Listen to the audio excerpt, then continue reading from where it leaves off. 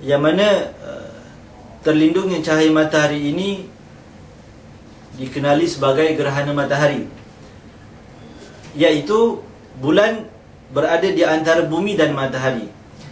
Jadi di antara bumi dan matahari, bulan berada di tengah-tengah, yang mana bulan melindungi cahaya matahari daripada sampai ke bumi.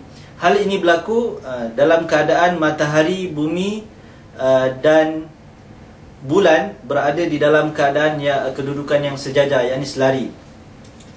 Yang mana cahaya matahari tidak sampai ke bumi sebahagiannya atau keseluruhannya, yang mana dihalang oleh dihalang oleh bulan yang berada di tengah-tengah. Kemudian yang kedua ialah khusuf, juga diambil daripada perkataan bahasa Arab yang mutlak digunakan untuk lindungan cahaya bulan.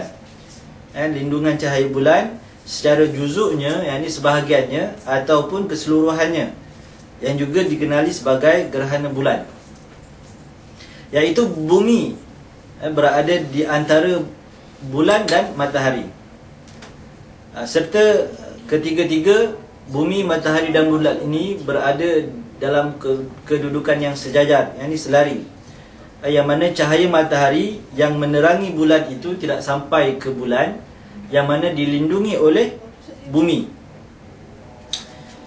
Kemudian ramai ulama yang menyatakan bahawa kedua-dua kalimah ini boleh digunakan untuk kedua-dua fenomena ini, sama ada gerhana bulan ataupun gerhana matahari.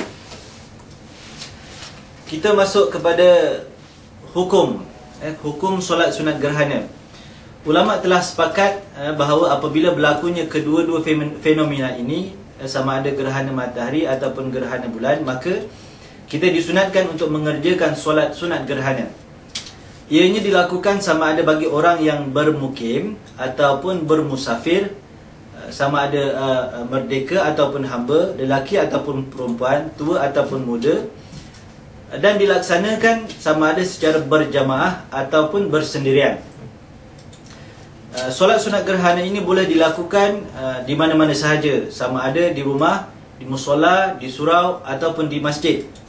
Walau bagaimanapun, yang lebih afdalnya dilakukan secara berjamaah di masjid, yang mana masjid tersebut didirikan solat Jumaat padanya. Kemudian selesai solat sunat gerhana tersebut, maka diikuti pula dengan dua khutbah gerhana, yang mana dua khutbah gerhana ini seperti mana sama dilakukan seperti solat sunat dua hari raya. Jadi hukum sunat yang dijelaskan di sini adalah sunat muakkad. Solat sunat muakkad, iaitu solat sunat yang sangat dituntut untuk dilaksanakan dan digalakkan. Fenomena gerhana telah berlaku pada zaman Rasulullah SAW, dimulai dengan gerhana matahari, iaitu berlaku pada tahun yang kedua Hijrah, yang mana telah disyariatkan padanya solat gerhana matahari. Dan manakala gerhana bulan pula berlaku pada tahun kelima Hijrah, yang mana padanya disyariatkan solat sunat gerhana bulan. Di antara tujuan solat ini disyariatkan adalah supaya orang Islam kembali dan bermunajat kepada Allah Subhanahu Wa Taala, agar dihindarkan daripada segala bala dan dikembalikan cahaya, yakni cahaya bulan ataupun cahaya matahari. Solat sunat gerhana hanya dilakukan di tempat berlakunya gerhana. Jika saudara kita di suatu tempat seperti Afrika Utara mengetahui ramalan akan berlakunya gerhana matahari ataupun bulan, tetapi gerhana tersebut tidak berlaku di Malaysia, maka umat Islam di Malaysia tidak disunatkan untuk melakukan solat sunat gerhana tersebut. Kemudian kita masuk pula kepada dalil pensyariatan. Dalil pensyariatan gerhana matahari ataupun gerhana bulan ini. Hal ini berdasarkan daripada hadis Nabi SAW yang diriwayatkan oleh Imam Muslim seperti berikut, yang berbunyi, haddatsana Qutaibah bin Sa'id an Malik bin Anas an Hisham bin Urwa an abihi an Aisyah, haddatsana Abu Bakar bin Abi Shaybah wal lafzu lahu qala haddathana Abdullah bin Numair haddathana Hisham an abihi an Aisyah qalat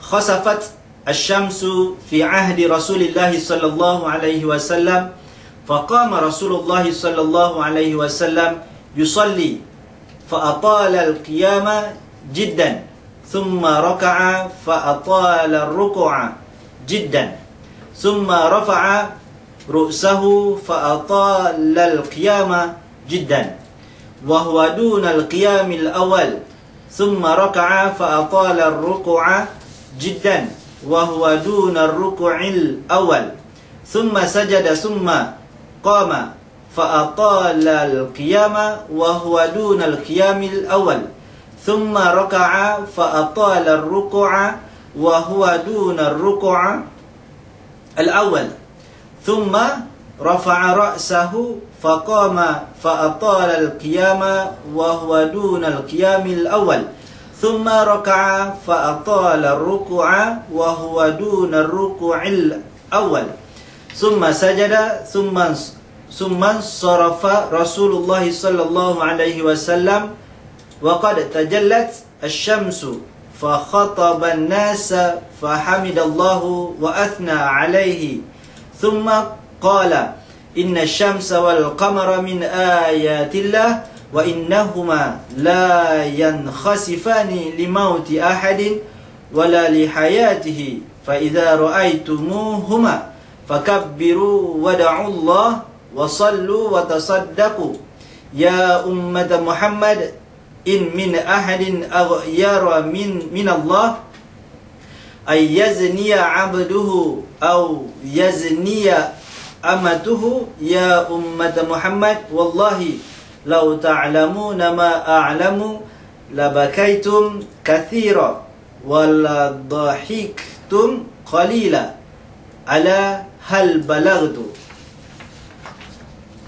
Wa fi riwayati Malik inna asy-syamsa wal qamara ayatan min ayatillah haddatsanahu Yahya ibni Yahya akhbarana Abu Muawiyah an Hisham bin Urwah bihadzal isnad wa zada thumma qala amma ba'd fa inna asy-syamsa wal qamara min ayatillahi wa zada aidan thumma rafa'a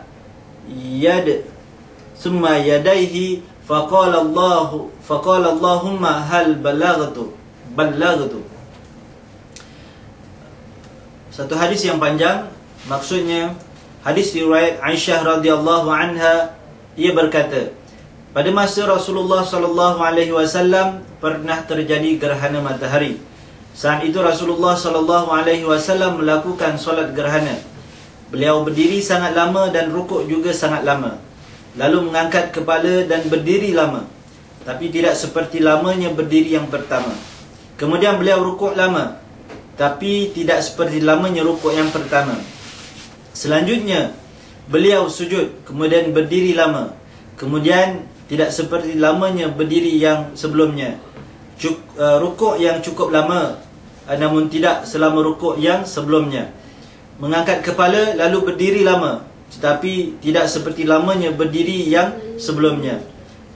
Rukuk cukup lama, tapi tidak seperti lamanya rukuk pertama, lalu sujud dan selesai. Ketika solat selesai, matahari sudah nampak seperti sempurna kembali.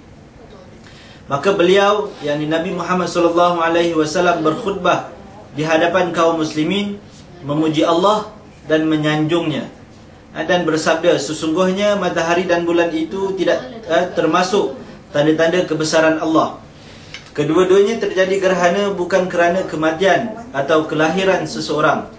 Oleh sebab itu, jika kalian melihat keduanya, yakni gerhana, maka bertakbirlah, berdoalah kepada Allah, kerjakanlah solat dan bersedekahlah. Kemudian, wahai umat Muhammad, tidak seorang pun lebih cemburu daripada Allah bila hambanya lelaki maupun perempuan berbuat zina. Wahai umat Muhammad, demi Allah, seandainya kalian tahu apa yang aku ketahui, tentu kalian akan banyak menangis dan sedikit ketawa.